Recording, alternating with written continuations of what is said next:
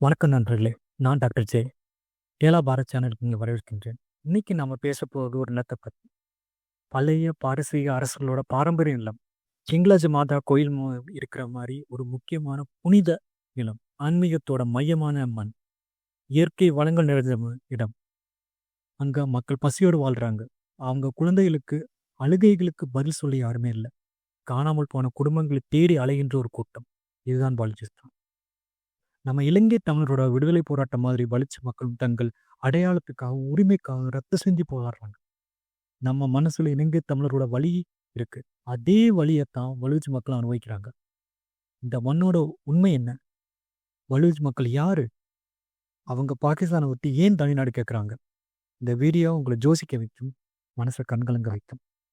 சொல்லப்படாத வரலாறு, இரத்தத்தில் எழுதப்பட்ட ஒரு விடுதலை போராட்டம். இப்போ நான்